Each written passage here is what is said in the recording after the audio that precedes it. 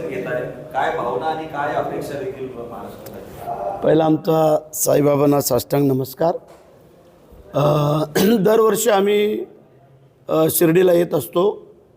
काही लोक 31ला इतर वेगवेगळ्या ठिकाणी जात असतात, परंतु आमचं 31 साईबाबांच्या चरणी इकडं असतं.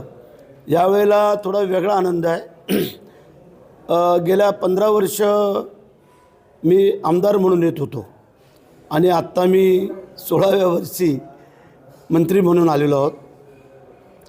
तर फार समाधान आहे, कारण प्रत्येकजण आपापली वेगवेगळी वारी करत असतात. आमची वारी असते आमच्या कुटुंबासहित.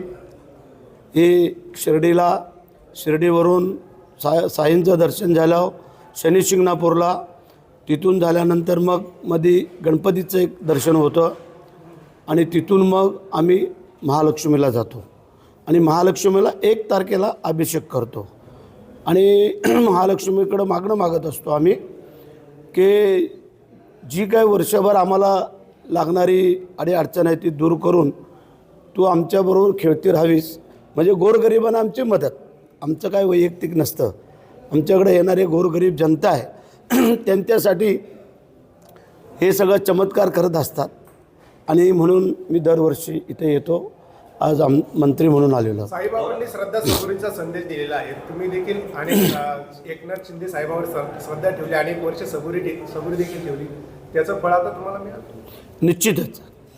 मागच्या वेळेलाच मला साहेबांनी माझं नाव डिक्लेअर केलं होतं, परंतु ज्या वेळेला काही अडचणी दिसतात त्यावेळेला जर आपल्यासारख्या लोकांनी नाही समजून घ्यायचं तर मग कोणी घ्यायचं, आणि म्हणून मागच्या वेळेला आम्ही समजून घेतलं. आणि मी लोकांना सांगितलं पण, श्रद्धा आणि सबुरी जर असेल तर तुम्हाला कुठेही अडचण येणार नाही आहे.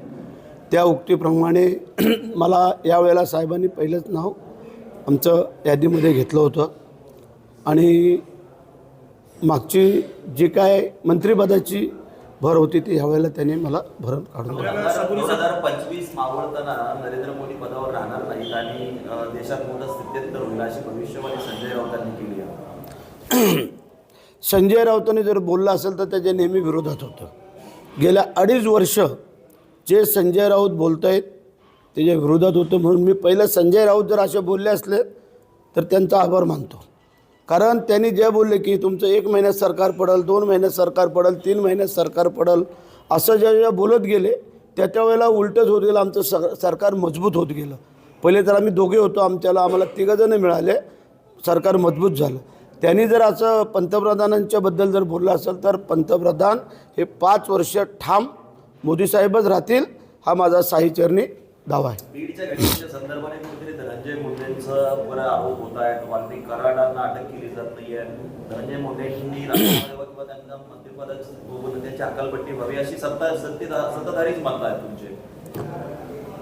जे तिथे त्या जिल्ह्यात राहणारी मंडळी आहेत त्यांना जास्त माहिती आहे की तिथली वस्तुस्थिती आणि परिस्थिती. आता आम्ही जवळजवळ 700-800 किलोमीटर दूर आहोत त्यांच्यापासून. आम्ही टी व्हीला पाहतो आहे, चॅनलला तुमच्या पाहतो आहे, बातम्या ऐकतो आहे, पेपर वाचतो आहे. त्यामुळे तिथली वस्तुस्थिती आम्हाला काय त्यातली माहिती नाही आहे. परंतु जी घटना घडली ती अत्यंत दुर्दैवी आहे. लोक मारतात, सगळं करतात, परंतु त्याची ज्याला निगरूनपणा बोलतात तो निगरूनपणा जो केलेला आहे त्याबद्दल ज्याने केलेलं असेल त्याला शासन हे व्हायलाच पाहिजे. अन्यथा आमच्या महायुतीचे सरकार हे जर करू नाही शकले तर मग तो ठपका आमच्यावरती पडेल. याच मुद्द्यावरून महायुतीतीलच 2 नेते आमने सामने आहेत. कुठेतरी महायुतीतच धुसफूस असल्याची सगळी कदाचित त्यांचं काय अजून वेगळेपण असू शकतं, तो भाग वेगळा आहे. परंतु आत्ताची जी वस्तुस्थिती परिस्थिती आहे ते कालचा जर मोर्चा आपण पाहिला असाल तर तुफान मोर्चा, ज्याला म्हणजे अगदी लोक स्तंभित झालीत की एवढा मोठा मोर्चा हा निघू शकतो. आणि म्हणून ज्यावेळेला उद्रेक होतो त्यावेळेला असे लोक बाहेर पडतात. जो काय तो वाल्मिक कराड का कोण फराड आहे त्याची एवढी दहशत, एवढं वेगळेपण आहे आणि म्हणून करता चिडून लोक बाहेर पडलेले आहेत. तेव्हा जे कोण त्याच्यामध्ये असतील त्यांना अटक होणं आणि त्यांना शासन होणं हे क्रमप्राप्त आहे असं मलाही वाटतं. गृह खातं जर बघितलं तर मुख्यमंत्र्यांकडे आहे आणि त्यांच्याच पक्षातले, त्यांच्याच जवळचे, त्यांचाच त्यांच्यावर विश्वास नाही असं बीडच्या घटनेवरून दिसून येतं, खास करून सुरेश धस. असं नाही आहे. मुख्यमंत्री हे त्यांचं काम करत आहेत. पूर्ण त्या दिवशी सभागृहामध्ये आम्हाला उत्तर दिलं त्यांनी, कोणी का असं ना त्याला सोडणार नाही हा त्यांचा शब्द आहे. आणि तो जर त्यांनी पुरा नाही केला तर मग लोक वेगळी चर्चा करतील. म्हणून तो त्यांचा शब्द पूर्ण करतील अशी आम्हाला खात्री आहे. 19 दिवस झाले आरोपी फरार आहे. मुख्यमंत्र्यापासून सगळे म्हणतात आरोपीला शिक्षा झाली पाहिजे, पण 19 दिवस झाले आरोपी सगळ्यांना माहिती आहे कोण आहे, पण फरार आहे. त्याला स्पेस दिला जातो मुद्दामून. असं नाही वाटत. कधी कधी असं होतं अशा घटना घडतात तेव्हा काही वेळेला आरोपी दूर पण पळून जातात, परराज्यात गेले असतील किंवा अनेक ठिकाणी, तर तेही कोणाला सांगता येऊ शकत नाही आहे. परंतु आपल्या महाराष्ट्राची परंपरा आहे, पोलीस खाते एवढं स्ट्रॉंग आहे की अगदी जे पाताळात जरी गेले असले तरी पण ते शोधून काढतील हा आम्हाला आत्मविश्वास आहे. कुठेतरी कन्व्हिक्शन रेट कमी आहे, कारण गुन्हा घडल्यानंतर मग त्याची हिस्ट्री सांगितली जाते, 25 गुन्हे 50 गुन्हे आहेत आणि शिक्षा होत नाही. कुठेतरी कन्व्हिक्शन रेटचा विषय आहे. असं नाही आहे.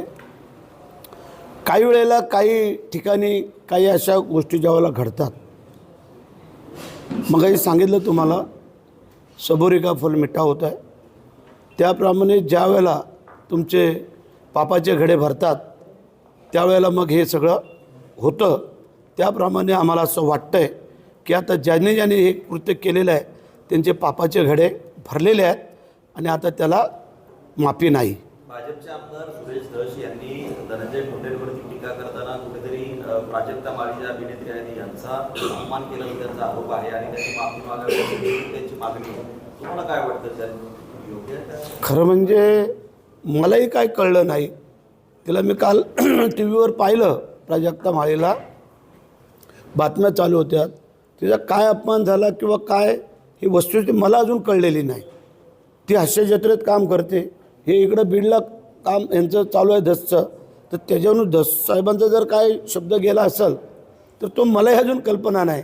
पण आम्ही त्याची खात्री करू, कारण हे घडलेला प्रकार वेगळा आहे आणि प्राजक्ता माळीचा विषय वेगळा आहे.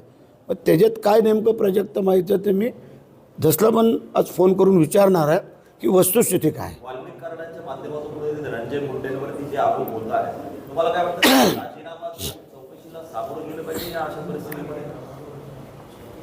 आता जर आपण असं पाहिलं की जे धस साहेब बोलत आहेत, सोलंकी साहेब बोलत आहेत, क्षीरसागर बोलत आहेत, हे जर तिथले स्थानिक जिल्ह्यातले आमदार जर हे सगळं बोलत आहेत तर त्याचा विचार मुख्यमंत्री, दोन्ही उपमुख्यमंत्र्यांनी बसून तो करावा आणि जर त्याच्यामध्ये काय वस्तुस्थिती आहे तर ते करणं क्रमप्राप्त आहे असं मलाही वाटतं.